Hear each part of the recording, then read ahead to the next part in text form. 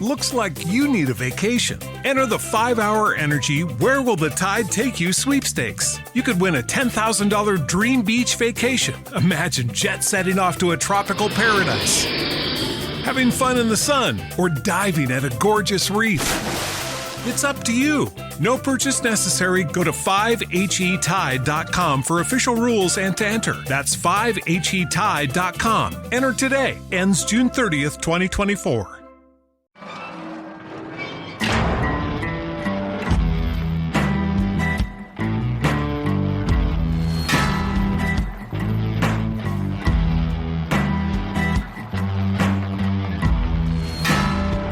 I walk a straight line, shackled and chained.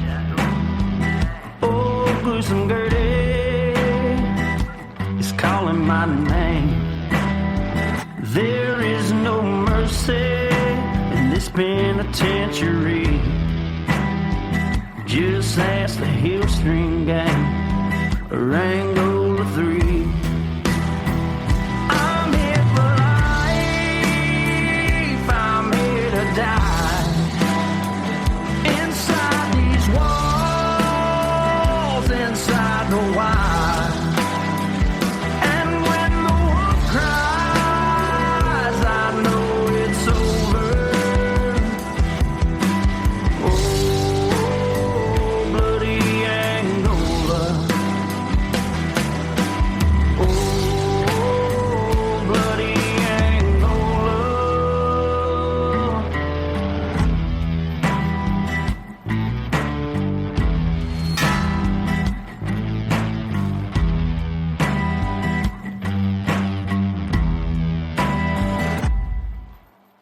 Hey, everyone, and welcome back to Bloody Angola, a podcast 142 years in the making. Complete story of America's bloodiest prison. And I'm Jim Chapman. And I'm Woody Overton. So, y'all, a couple weeks ago, we brought you a really in-depth history of the electric chair, right, Woody? Right. Horror show is what it was called, and it highlighted the moments leading up to the executions themselves. We even covered several condemned prisoners of Bloody Angola. So first, before we get into this one, if you hadn't had time to check that one out, go check it out. Yeah, it's freaking awesome. Fire. Now, in that series, we also told you that we were working on and we're going to bring you the history of the executioners themselves, and we were even going to share with you not only the stories of the Bloody Angola executioners, but for our patron members, even show you a few pictures. Yes, indeed. Of those guys. Yes, indeed. And you know, patron members, thank you so much, as always, because without you, we couldn't make this show run. No doubt. But, you know, they're professional killers in their own right and have been around really since the start of civilization. As family units expanded into clans and tribes, it was quickly discovered that there was a need to establish law and a governing authority. After all, humans by nature are pretty barbaric, and yeah, right, and thus, in order to keep order, small governments and rules would exist. And it was really our first look at the court systems. Yeah, and that's pretty interesting that people don't think back to where kind of human interaction first started. Yeah. But there were no rules back then. Right. And kind of reminds me of like the Lord of the Flies. Yeah, book, right? Exactly. It's born out of necessity, really. So now initially, you know, the justice was left up to the victim who would kill the perpetrator. And if the victim was killed, a relative would step up and settle the score. But this became an issue because feuds between the clans would form and cause even more bloodshed, like Hatfields and McCoys. Yep. So these small governments, you know, discovered that the better play here would be to take it out of the hands of the victims and the perpetrators and have a person who had no skin in the game to carry out the ultimate justice. Which kind of made sense. He was someone that wasn't related to either party, and and he could make that happen. Yeah, well, basically, he was picked by a tribal leader, or in the case of a monarchy, the king would pick him. And this person would be known only as the executioner. Oh. Right? Now, in those early days, these guys were not allowed what you would call, we're not really upstanding citizens. Right. You know, they were perceived by people later, way later on in history, as someone carrying out justice for a victim. Right. But that's not what they were back in those days. Yeah. They were most always vile, loathsome individuals who were also convicts themselves. But they agreed to become an executioner to avoid death themselves. Right. They would get their death sentence deferred as long as they carried out executions. Pretty sweet deal. Yeah, exactly. And no one volunteered to be the executioner. They were viewed in almost all cases the same way people view the person being executed. Right. To give you an example, I found researching the episode, let me take you back to the early 17th century in England and a guy named Derek. Derek was sentenced to death, but he was pardoned by the Earl of Essex and, quote, unquote, employed by the Earl to be the executor. Yeah. Now, his pardon required him to hang 23 men. Wow. So he fulfilled that quota, and he liked it so much that he decided he wanted to stay the executioner. Yeah, he got a taste for it. And he remained the executioner for nearly half a century after that. No doubt.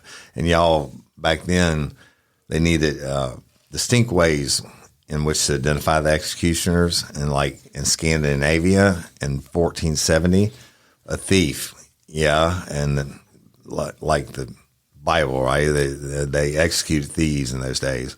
But a thief was actually standing on the gallows awaiting the noose when he was suddenly offered the job of a hangman to spare his life. Fuck. Yeah. Okay. He's not going to turn that down. So he agreed. So he walks down the steps of the gallows, and a red hot iron was waiting for him to brand his body with two marks, right? The one represented the brand of a thief, and the other represented the brand of an executioner. Now, that's like wearing a polo on your shirt or something, right? Or like on Yellowstone when they brand him with the Y. Yeah. But then 200 years later, a Swedish thief named Michael Mason was asked if he would become an executioner to avoid the gallows. Well, Watson agreed, and so he was led to the gallows where both of his ears were cut off.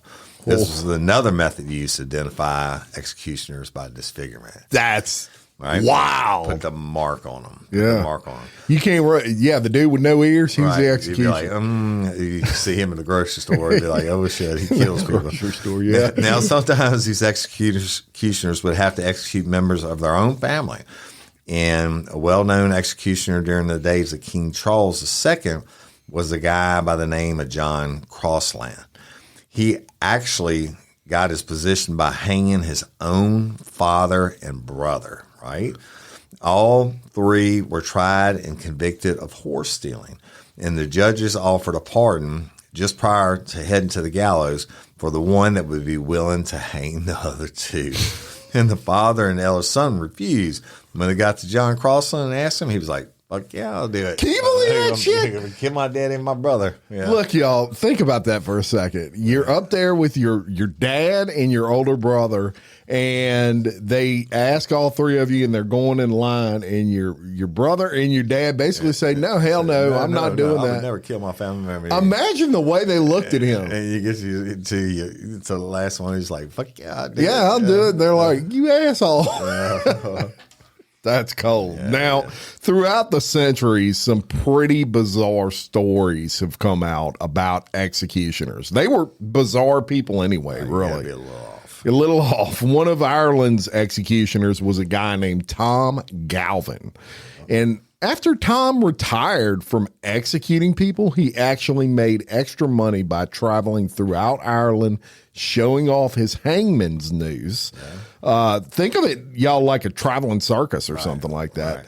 And he would also show off personal belongings of those he hanged. Now, in those days, the executioners had all the rights to the personal property of those they executed by law. That's crazy. And sometimes even animals would become the executioners. That's crazy. In the 17th century, a man known as Damien attempted to murder King Louis XV. After he was captured in 1757, the king ordered him quartered. So a separate horse was tied to each leg and each arm, and they got to pop on the ass at the same time and pulled the body into 4 pieces. That's a pretty bad way to go. That would suck. Yeah. And on other occasions, the general public would serve as the executioner using what was known as the Halifax gibbet or the Scottish maiden. These devices allowed a long rope to be attached to a pin holding a blade above the condemned's head. When the rope was pulled, the blade would fly down and behead the condemned. Guillotine. The people would just be picked out of the crowd to pull the pin. What? Or if theft was involved, an animal of the same type, they would tie to the pin and just wait for it to walk away. It's like, I bet they were taking bets on how long it taken to move. Oh, yeah. And then I bet the guy that was about to get executed was probably like, come here. He didn't want to move the other direction. Come here, see, baby. The maiden and the gibbet were discontinued as forms of execution in 1750. So in Germany, when soldiers were convicted of crimes, they would be executed by their soldier colleagues. Right. The condemned soldier would be turned loose in the forest, and his fellow soldiers would hunt him, eventually running him into the ground and spearing him to death with swords. It was considered an honor to be the first to spear the condemned soldier, and they would get special privileges, which encouraged fellow soldiers to give their best for the hunt. Get you an extra beer. Yeah, maybe get you a little winch or something, whatever. With regard to soldiers during that time, another game, if you will, that they would play is with the condemned soldier is what was known as the gauntlet, where the condemned would have to run through lines of fellow soldiers while they beat him to death with clubs and sticks. Crazy, man, lined up. Dude, the early times were so barbaric, man. That's just, it's crazy. Who's to say they were wrong, though, right? Yeah. All the appeals we have nowadays. But early executioners also had to be in really good shape, and many methods of execution required physical strength, but they also had to be able to protect themselves from angry spectators, right? Family members and everybody in the crowd. Even, we always say, even, people doing life or being sentenced to the death penalty have loved ones also, right? Not all condemned went passively to their death, and some were considered heroes by the local community. Think about Braveheart. Yeah. A lot of people were pissed at that thing. Right. They kind of made martyrs of them, right? There Freedom! There were many instances of that. And for centuries, men and women and even children were decapitated by axe or sword. That's crazy. A German executioner by the name of Herr Randall was the executioner in Germany until 1901.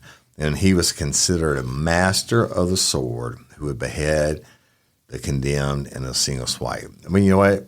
If you're going to get that your head chopped off, you really want that guy. Yeah, you really you want do. A master. You don't want somebody that never picked up a sword before. Looks like you need a vacation. Enter the 5-hour energy Where Will the Tide Take You sweepstakes. You could win a $10,000 dream beach vacation. Imagine jet setting off to a tropical paradise, having fun in the sun, or diving at a gorgeous reef.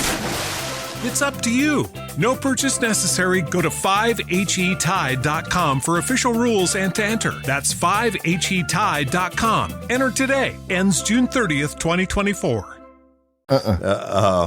Germany also holds the distinction of having what is known as the world's oldest executioner, which is a guy by the name of Reinhardt, who was an executioner until 1931 at the age of 80 years old. Holy crap. But listen to this. He executed a total of 60 people during his reign as the executioner. Wow. 80 years old. 80 years old. That's like, just younger than my dad. I can't imagine that. But burning, this is really good. Burning at the stake was a penalty reserved for women who were convicted of treason, murder, and witchcraft. Now, you didn't have to be physically fit to take a torch and light a woman on fire hanging from a stick. But the execution of women is where the executioner faced the most outrage from the public viewing it. And I guess that's understandable. But it was particularly brutal. And the woman would be tied by a rope to a large stick in the ground known as a stake. And kindling, or y'all basically small sticks and firewood, would be placed on the ground all around her. Then a rope was tied to her neck, and the executioner would stand several feet away. And when the kindling was lit and the stake started to burn, the executioner would pull the rope around the neck just enough to make the woman pass out. Now, God, cold-blooded, right? This was done to entertain the crowd, so she would wake back up and scream, pass out, wake up back and scream, and do it all over and over again, all while being burned alive. That's the coldest thing I've ever heard. Oh my God. I mean, and he would do it to entertain the crowd. Right. That is so crazy. Now, sometimes the life of the executioner himself depended on mastering the art of the executions. Right. A female in Sweden by the name of Joanne had been sentenced to die after an affair with her brother-in-law was discovered.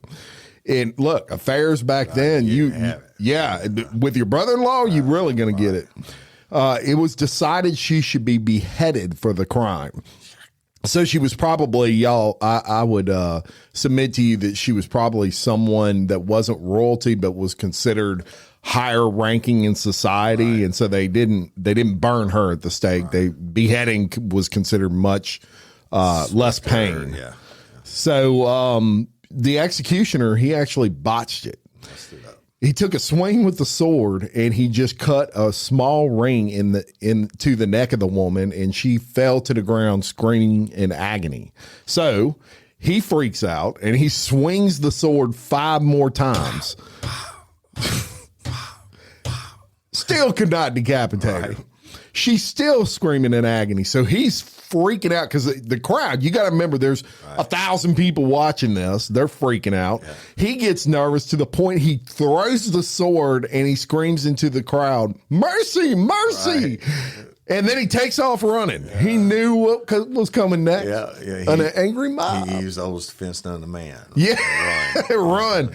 And sure shit, the angry mob ran right after him. They catch up to him and they beat him to death for making the woman suffer. You had one job. One job. Yeah. Again, in early history, particularly in England and France, those chosen as executioners were servants picked by the mayorships. They were known as hereditary hangmen, whose families were rewarded. They actually got a plot of land and a home. Nice. The duties were passed from generation to generation, and when there were no executions to carry out, the servants would perform menial chores around the manor. Later, this pecking order would kind of become the preferred way of choosing an executioner. They were trying to get away from the whole be an executioner and get a pardon type thing. Right. It was becoming more of something that was considered noble. Right. And executioners kind of started getting looked on as just a step below royalty. Yeah, I mean, you don't want to mess with executioners handpicked by the royalty, right? That's right. The king himself, you know? So during this time, they would also start distinguishing nobility from common folks, and even for the executions. And the more noble you were, the less you would suffer at your execution. Right? That's crazy. For those who were considered noble, they would get decapitation because it was quick and assumed painless. Well, it's not like the person. Yeah, you wouldn't. They won't know until it happens. Right. And but for the rest of the people, the common folk, they were either hanged, burned at the stake, or quartered. I think I take hanging. Bruh, quartered is the worst. This is the bad. I think they did that to Wallace on. They stretched him apart. Oh yeah, cut his stomach. Stretch him. Yeah, but a new method was just on the horizon with the invention for an execution by a guy named Dr. Joseph Guillotine. And his contraption would be forever known as the guillotine. And that's, y'all, I think, it's just a crazy, I keep seeing the head come off into the basket. Yeah. They had a basket to catch the head. But this invention would just flat out speed up executions. And one executioner named Sanson, who came from a long lineage of executioners in England. And in just 3 years, from 1792 to 1795, he executed 2,794 people with the guillotine. Oh my God! Including some you may have heard of, such as King Louis XVI and Marie Antoinette. And during that reign, it is estimated that he beheaded an average of 50 people per day. Per day? Well, that's like 5 or 6 That's an a hour. line, dude. Yeah, I mean, if you work in a 10-hour day, maybe you work 4 tens. You work 50 people a day, y'all. It's fast. I mean, they must have been lined up. That is insane. And boy, do I have a great story for you right here. So I'm going to take y'all back to August 17th of 1751. And the King of France, he gets a request from a prisoner in the royal dungeon. Right. The 20-year-old prisoner was convicted 5 months earlier of dueling. Right. You wasn't supposed to duel in those days. And he wanted to be an executioner. Now, France, at that time, they needed a new hangman. So the king says, all right, I'll interview this guy. Check him out. His advisor sat in on the interview, and they were a little confused. He seemed way too eager to become an executioner, and that seemed strange to them. He only had 10 months left in the dungeon, and he would be free. They couldn't figure it out. What's going on? Well, come to find out, this guy had been bitten by the love bug. That's right, y'all. In the cell next to his dungeon was a female. Her name was Francine. Francine was sentenced to death for stealing clothes from a house she worked at as a maid. Believe it or not, in those days, it was custom that the only way a female could save herself from the death sentence was to marry the executioner. I mean, as strange as it sounds, that is the absolute truth. And so her and the prisoner, they're in the cells next to each other. They hatch a plan where he would become the executioner. This was unknown to the king, and he hired the prisoner as the executioner, even though it seemed strange to the king and his advisors. And you guessed it, 2 days later, he marries Francine. That's crazy. He then started to work, and just a few weeks later performed his first hanging.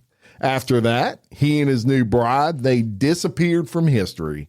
But it's assumed they lived happily ever after. Can you imagine every time they got an argument, he'd be like, bitch, I could have let your ass get the guillotine. Yeah, after that story, they just kind of disappeared. So I assume they lived happily ever after, had a bunch of kids, and bought a condo in Orange Beach. Who knows? So, this is a short one today, y'all, and we're going to leave this story right here because we have a lot to cover in our next episode, but we got some things that are going to be happening in the next couple of weeks that you'll find out about as we kind of move along. I'm gonna say this real quick. One of my buddies that I graduated from high school, his grandmother was from England. I mean, you can barely understand when she talked, and she worked at the school like as a secretary for the principal, which unfortunately I was in that office way too much, but she remembered the guillotine still being used when she was a kid. And it was really, she told me about it was a big public spectacle. And she, as a little girl, her dad would bring her to watch them cut off the head. Well, look, y'all, when I was young, there was this show called Faces of Death. Yeah. Remember that? I saw all those. And these came on VHS. Most people here are our age or older. Yeah, they were on VHS tapes, and you would go to the video store and you would rent them. And I rented one time, me and my friend, and we were like, I don't know, 14 or something. And we popped this thing in, and it scared us absolutely to death. Right. But there was a scene in there where a guy got quartered. Yeah. And it showed it. And those horses take off running, rips the arms and the legs off. That is crazy.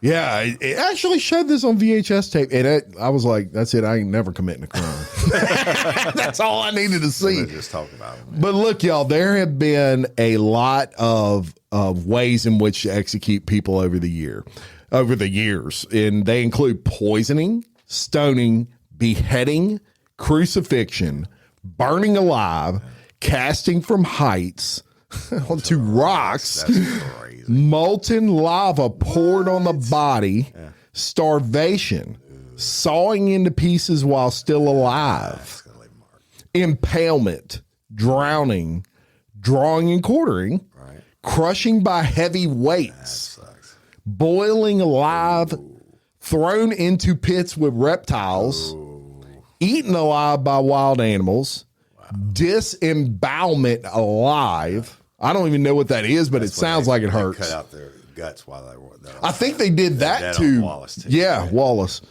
Garroting. Yeah. Beating to death. Breaking on the wheel. Stretching on the rack. That's another form of the quartering. Flaying alive. Hanging. Electrocution. Shooting. Poisonous gas, and lethal chemical injection. That is the full list of the forms of execution since humanity. And now the latest one, they just did somebody yesterday on it too, is that nitrogen? Yes. Hypoxia. Yes. So, that's right. Now, in a bonus episode coming, as soon as we can get it done for patron members, we're going to go kind of into detail on all of these different forms. We're going to tell you what they are, when they started, and when they ended. And that'll be pretty interesting for patron members as a bonus, and we'll break them down. There'll be some serious juice on execution. So, I mean, we love patron members.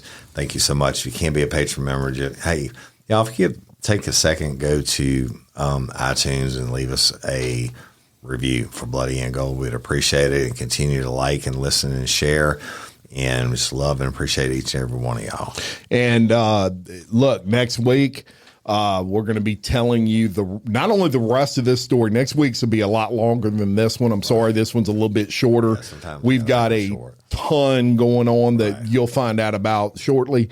But so look for next week's. It'll definitely be our normal, hour or so in length. But we're going to get into the rest of the history of the executions, and also who the executioners are or were at Angola themselves. We're going to get into Angola's side of executioners. When Jim tells you what he found, it's going to it's going to freak you out. It freaked me out for sure.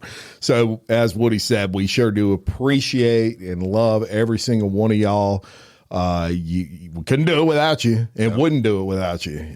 You are the reason that we do it. Thank you for all the love and support you give it really on everything we do. Real Life, Real Crime, the Daily Show, this show. Y'all are just awesome. Best fans in the world. Absolutely. We appreciate y'all. And we do have a lot of changes and great things coming up. So just stay tuned, and we're always trying to improve and get a little better. That's right. And we want to thank Miss Reed, who came by the studio yesterday. Unfortunately, Woody couldn't be here, but Cheryl Reed, and it's READ, y'all. She's from Prescott, Arizona. Yeah. She has Reed's Oak Knoll Bed and Breakfast. And let me tell you something. This place is beautiful, and she's been a lifer since day one. And she always sends me stuff. She came in, and unfortunately, I didn't get to meet her, but Jim got to meet her and her husband and sister and her brother-in-law. And they came in to fish with Captain Duvall of Duvall's Cajun Charters, another original sponsor of Real Life, Real Crime, and Lopa. And they drove all the way in from over there to bring us presents. They came. They're staying in New Orleans, and this is we're about an hour and a half from there. Right. And they took time out of their vacation to come bring us some awesome gifts, and what a sweet lady and awesome men. And we had about an hour in here. We just cut up and talked about anything you can think of. Y'all go to READSBNB.com, and you get to see their beautiful place, and they take care of you first class. And I'm going. They've been inviting us for 5 years now, and then as soon as I promise Cheryl, as soon as we get to Prescott, we're gonna come stay. We're gonna cook for y'all. Yeah. In Arizona, old Western. I think about the Old West when I think of Arizona. Theirs is kind of more like in the mountain part. That's what she said. They're in the high desert. I said, "There's a high desert." She said, "Yep, that's where we're at." Green stuff, and they got animals in the yard and all kinds of stuff. So, she's sent me pictures over the years. But we love y'all. Yeah. We love all of y'all. Thank you so much. Hey, if you have an idea or you used to work at Angola, you have an idea for a story, send it to Jim or I, and we're always open to suggestions. 100%. And until next time, I'm Jim Chapman. And I'm Woody Overton, your host of Bloody Angola, a podcast 142 years in the making. Complete story of America's bloodiest prison. Peace.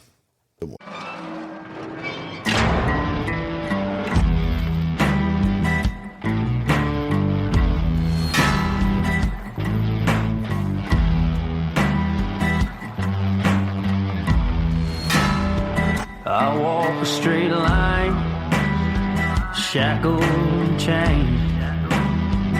Oh, gruesome Gertie is calling my name. There is no mercy in this penitentiary. Just ask the Hillstream gang.